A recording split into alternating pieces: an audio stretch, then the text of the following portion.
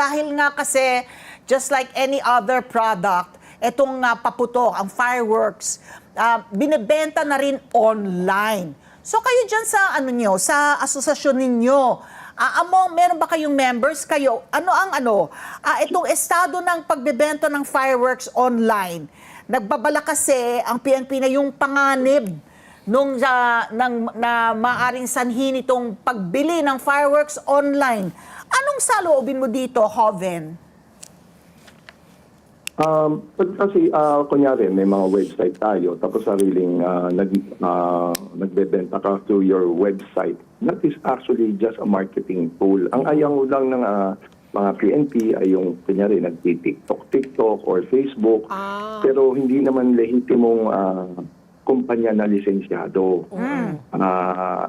Kasi unang-una, sabi nga ng Chief PNP na hindi natin alam saan ang galing yung mga paputok nito. Kasi nga po, ang tinutukoy po niya ay yung mga ganitong online sellers na hindi naman po lisensyado. Yeah. Meron din po na mga lisensyado naman na entities na nagti-TikTok din sila, nag-Facebook sila because it's a marketing tool. Pero makikita po natin, pag nasa TikTok at Facebook, ang binibenta na puro mga hindi naman na lisensyadong mga produkto. Yan ang pinapahinto po natin sa kay Chief PNP at kay CSG Director Francisco. Humingi tayo ng tulong at ang maganda niyan, ang sabi kahapon, narinig niyo naman, they asked CIDG and cybercrime to really go after these mga unscrupulous sellers online. Alam niyo kasi lantaran, pati mga pinagbabawal, mga oversized firecracker, yung mga bla-bla, parang pinagmamalaki pa nila. Na meron sila. I mean, if you're doing something illegal, let's say, would you actually tell the whole world you're doing it? Yeah. Hindi naman. Pero ang nangyayari sa aming industriya is, yung mga ganitong nagtitinda ng mga illegal, parang proud pa silang nagtitinda sa social media. So, ganyan na lang po yung parang pakiusap namin sa PNP. Yung sabi namin, sana po masugpo. Kasi parang lantanan po yung nilalabag ang batas. Parang walang takot po sa batas. Parang nagtitinda ng mga oversized firecrackers, smuggled fireworks. Wala na, parang tuloy, parang chaotic na po ba? So may tinakdalang kasi, di ba, Hoven and Patty, Parang yung timbang. So kailangan, ibig sabihin naglalaman yung illegal ng higit sa 1/3 teaspoon.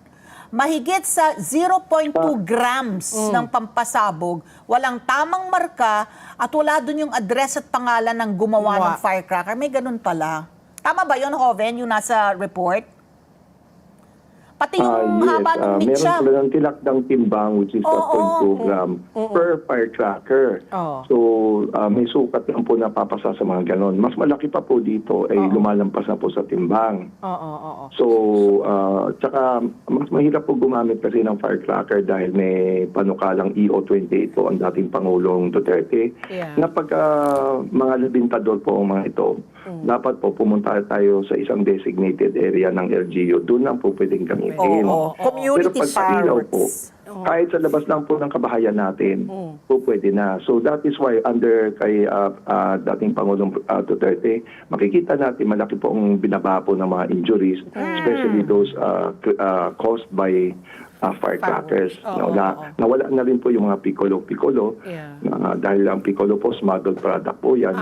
Ang maganda po niyan medyo nawala na po ang piccolo. Dati po ang piccolo, number 1 po na nagkokos ng injury at puro bata po nasasaktan.